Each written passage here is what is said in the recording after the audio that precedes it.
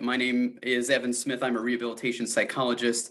And most times people don't know what a rehabilitation psychologist is. So my specialty work is working with people with chronic health conditions and disabilities specifically. And like Mindy said, I'm the attending psychologist in the MS Center here at University of Michigan. For those who can't see me, I am a white man with short brown and gray hair.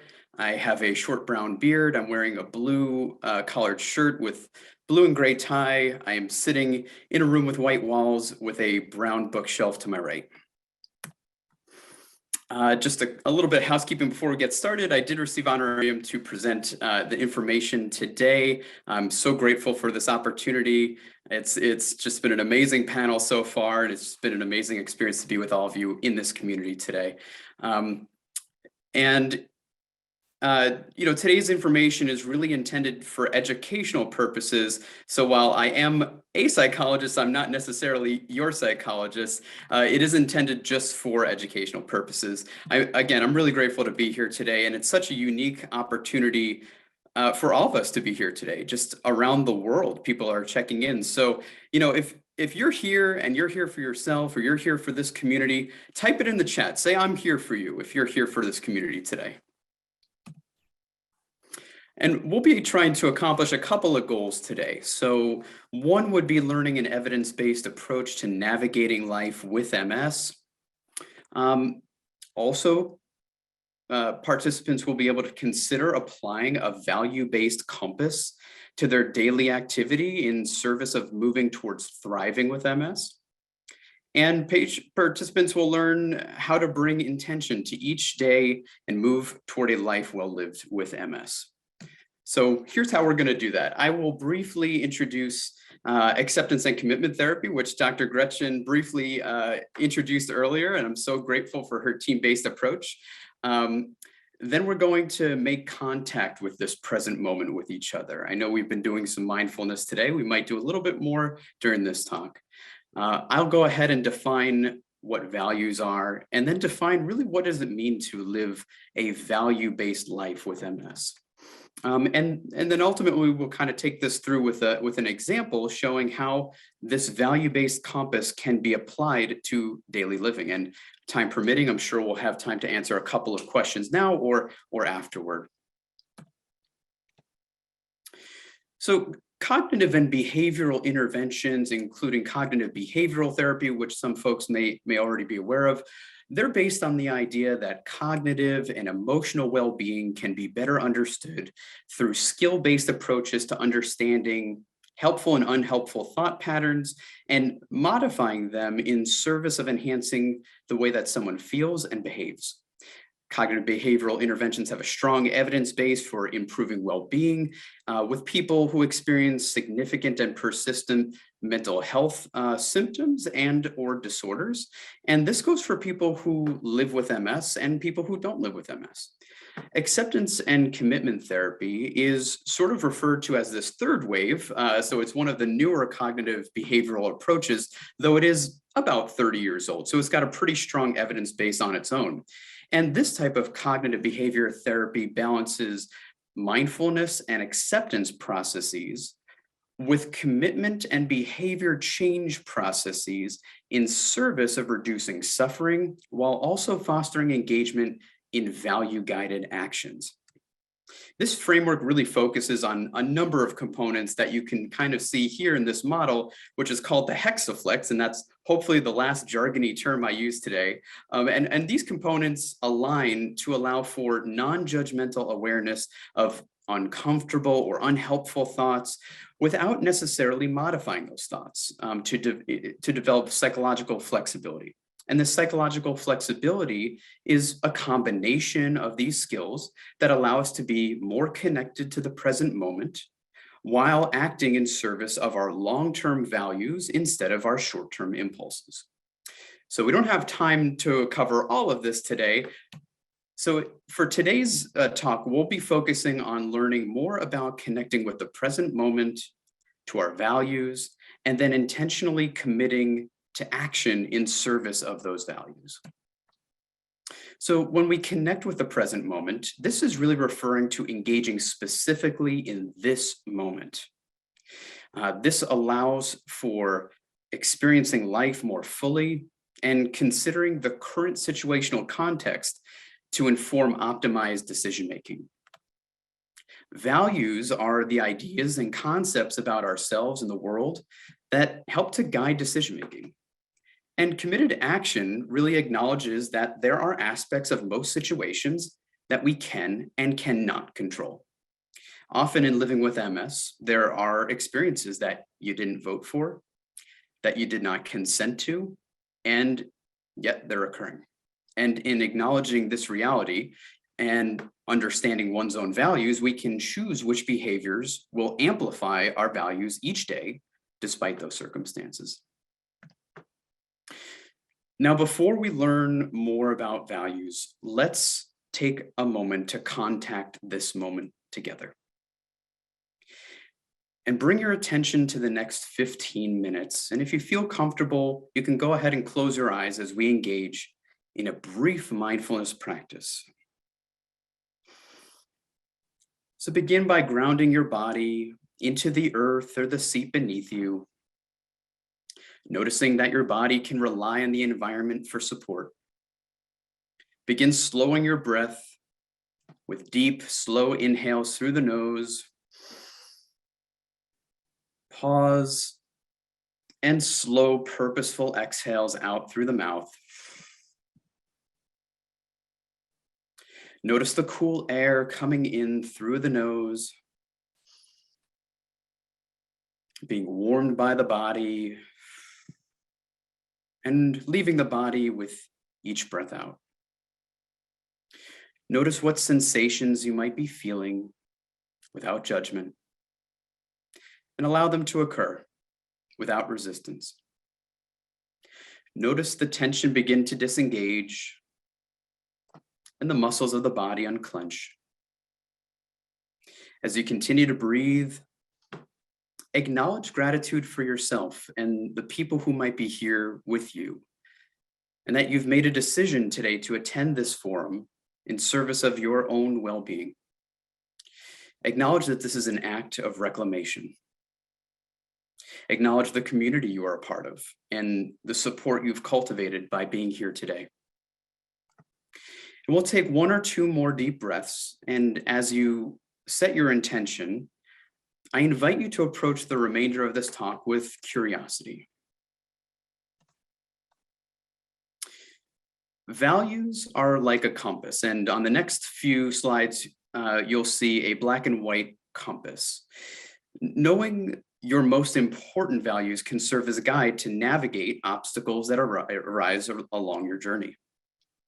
Values aren't tangible. We can't really reach out and touch them or see them or hear them.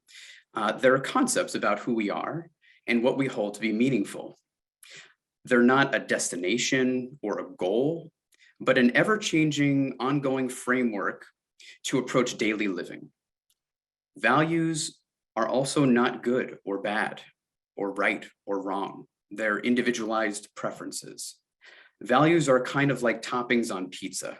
Most people can find a type of pizza that they like or they enjoy, but everybody likes a little bit of a different topping on their pizza. So just because I don't like pineapple on my pizza doesn't make someone bad or wrong for liking pineapple on their pizza. Values are generally consistent throughout adulthood, though they are not entirely static. As we experience and move through life, our circumstances, commitments, relationships, and experiences change. And so naturally, our values will grow and evolve with those changes. For example, my values from 15 years ago are not the exact values that I hold now, because they have evolved to meet the demands of a life that has changed.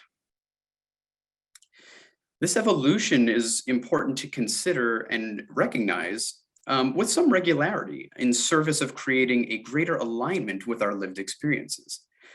What we have found in the literature is that a strong alignment between what we do or our actions and the values that we hold to be most important can actually improve quality of life for people with MS. And this usually leads people towards a life that thrives with MS. Now, on the flip side of this, when there's misalignment between what we do, our behaviors, the situations we find ourselves in, and there's a misalignment between that and our values, we have the opposite direction. Usually there's less quality of life and the risk for developing suffering. In addition, this value-based compass can also provide insights about our own motivation. Motivation generally boils down to two main ingredients. How confident are we that we could engage in this behavior at this time would be one. And the other one is, how important is it to us to engage in this behavior? And this level of importance can be directly linked to how meaningful and aligned that behavior is with our most important values. So, for example, my wife's a Packers fan. And let's say, we divide up our household chores and it's her turn to take out the trash, but it's Monday Night Football and there's 2 minutes left to go and the Packers are down by 2. Now, she may have a 10 out of 10 confidence that she could perform this task. However, this behavior is nowhere near as important as finishing that game and rooting on her team. So it's highly unlikely that that behavior is going to be performed in that moment. Once the barrier is removed or the football game is over, this behavior may seem more important and more aligned with her values, and she may likely engage in that behavior. So now here we see the compass icon on the left as well as a map icon on the right with a dotted line towards an X. The map can represent any number of situations that arise in daily life or even your goals. Your values tell you which direction to go, while your goals are the steps that help you to get closer to living a life of meaning with MS. Oftentimes, when making decisions about what to do, the answer is not completely clear. For the most important decisions, we can feel conflicted, and that's common. This conflict may be an indicator that two or more of your important values are actually competing with each other. Again, that's not right or wrong or good or bad, but it is helpful to consider and be knowledgeable about when you're weighing those choices. So recognizing your most important values will actually provide you a powerful guide or a compass to examine your path forward in optimizing your functioning and wellness. And this can go in a number of different domains of functioning. So we think about healthcare navigation, selecting what kind of disease-modifying therapy, selecting what kind of provider would work best with you, engaging in your own healthcare, whether it be your dietary choices or nutrition or sleep behaviors or exercise regimen, financial wellness, communication, developing relationships, establishing care partners who truly understand what it means to live with MS and your lived experience. And self-care activities that you do in service of your own well-being directly for you. So let's use an example to highlight how this value-based compass can be used in daily life. And let's meet Sasha. Sasha is a 36-year-old African-American cisgendered woman who was diagnosed with relapsing remitting MS in 2012. She experiences moderate, intermittent, and varying fatigue and neuropathic pain. She's employed full-time as a sales executive for a Fortune 500 company, and she has a husband and 2 young children. So Sasha engages in an assessment of her own values, and the website that you could go to for one of those is down in the bottom right hand of the corner. And she finds that her most important values are authenticity, so to be open to and accepting of myself, others, life, etc. Caring, to be caring towards myself, others, the environment, etc.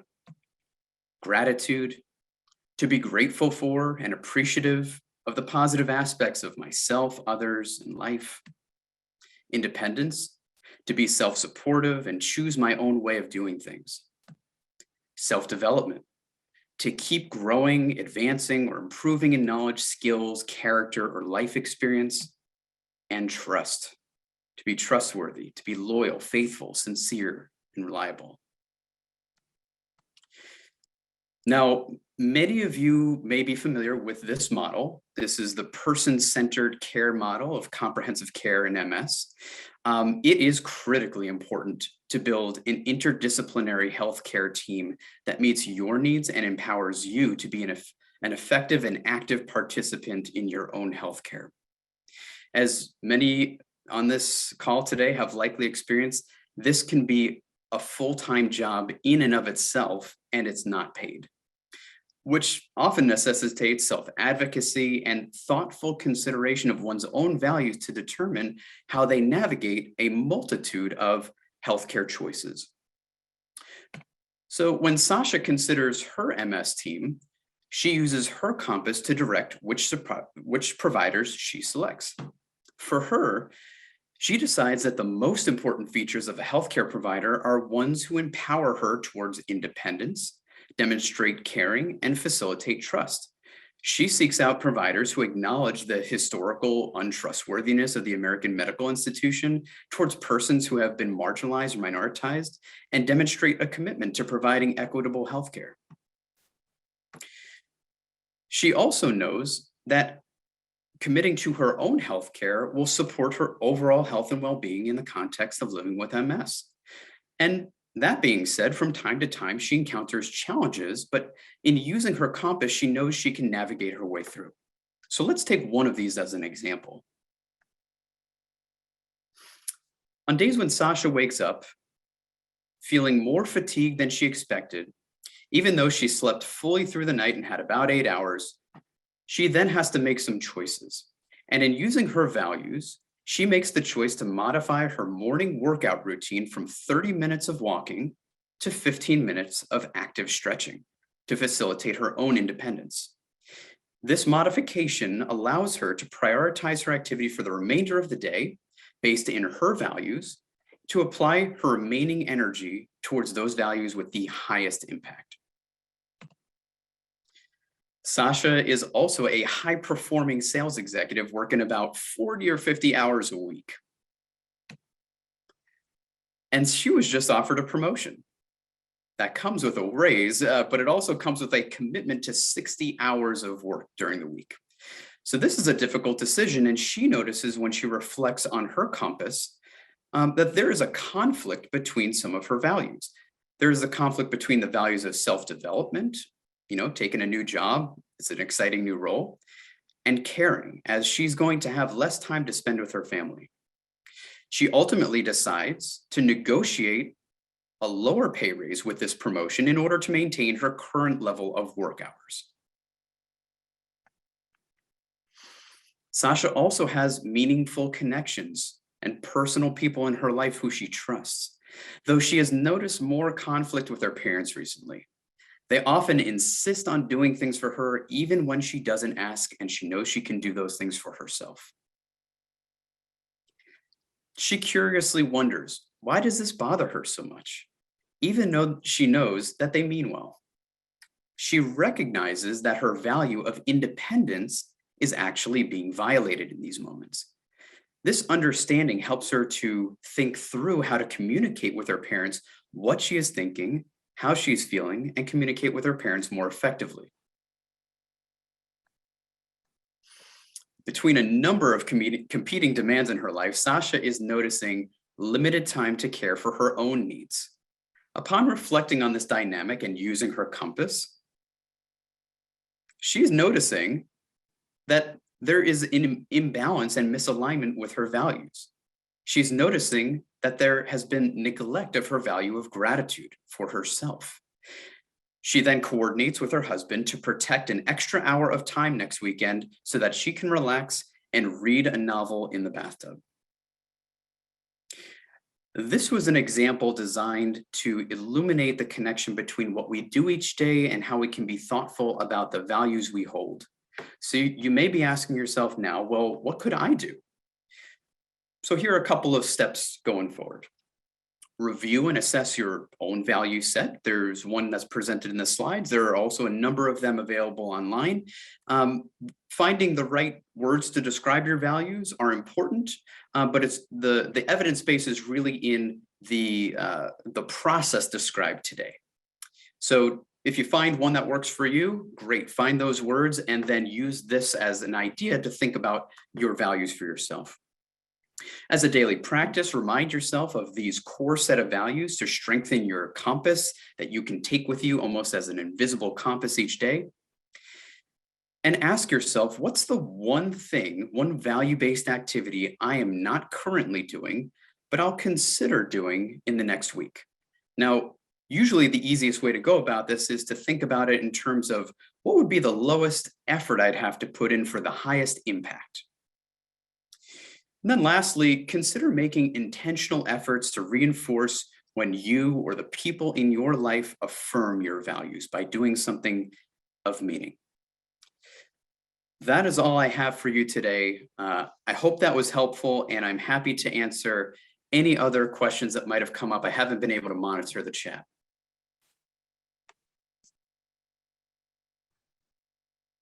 Thank you so much, Dr. Smith. Let's see what we got in the chat here. All right. Is this a type of acceptance disorder? Are there times of re-experiencing levels of acceptance, such as Kubler-Ross? It's a great question. I'm not familiar totally with the context of the question, but I would say that acceptance is variable. It's going to depend on how you feel each day. It is a skill, just like playing the piano is a skill. It requires practice. So when we practice acceptance every day, when it comes to the performance, when it's needed, it's going to work pretty well. If we didn't practice the piano for 6 months and then we had to put on a recital, we probably wouldn't feel too confident that we can do it consistently. So I would say, yes, this acceptance can be variable, and the outcomes of being able to approach a day with curiosity and acceptance can be challenging, but with practice, it does get easier. You're getting lots of kudos, and thank you. Very helpful, very cool presentation. I love this compass model. Are there any suggestions as we close on how to integrate this into daily life?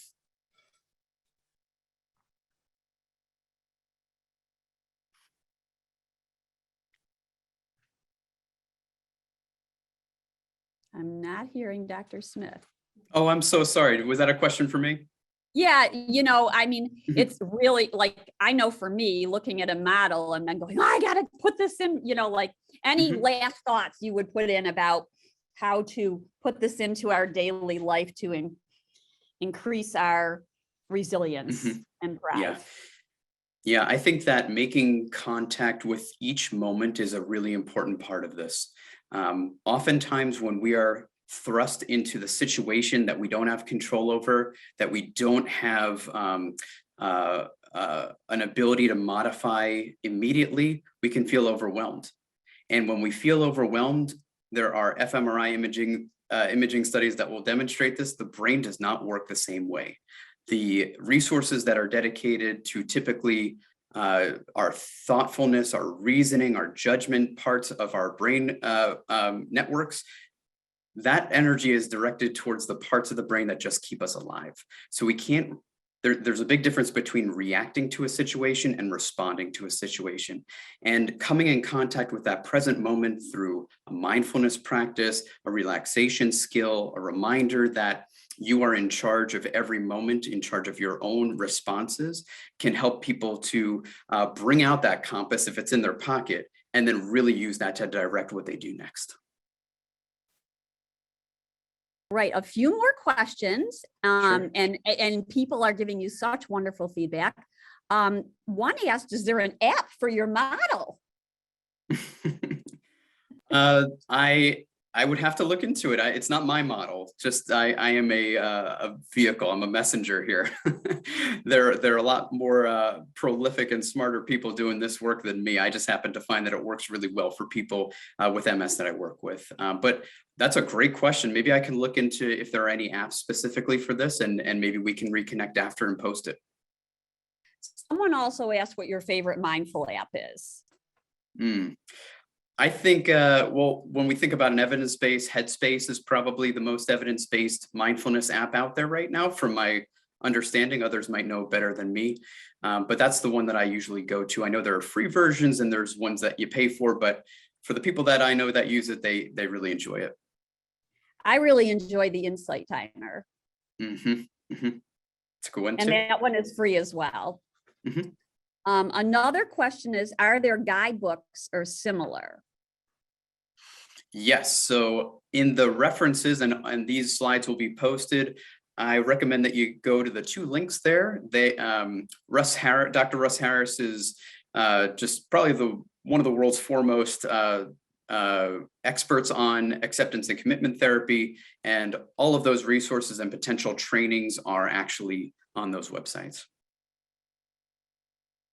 So you're good with us sharing your slides? Someone just asked if they could see your slides after. We could put them in the exhibit hall if it's okay with you.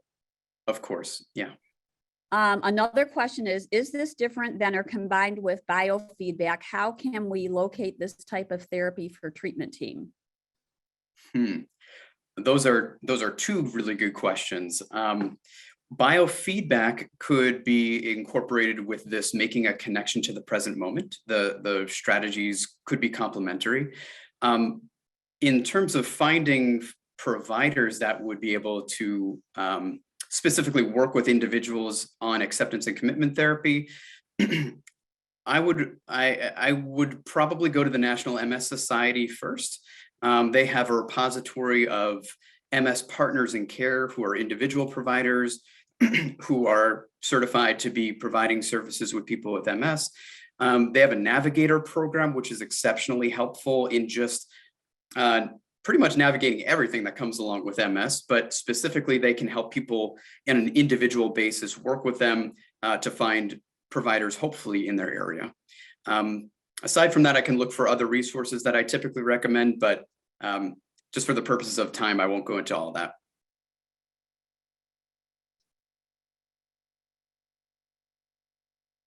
All right. One other last question. It looks like the values are put in a computer program. How can I access that? I'm not sure if you've already answered that. Yeah, I think if you go to the Happiness Trap website, there are some documents on there that serve as sort of like a values assessment. I think electronically is the only way that I could potentially provide the access to that right now. But there are a number of websites that have value assessments, and just keep in mind, it's really more about the process by which you use that information as opposed to finding the right words to describe your values. That's also very important, but the process is more around what the evidence base is circled around.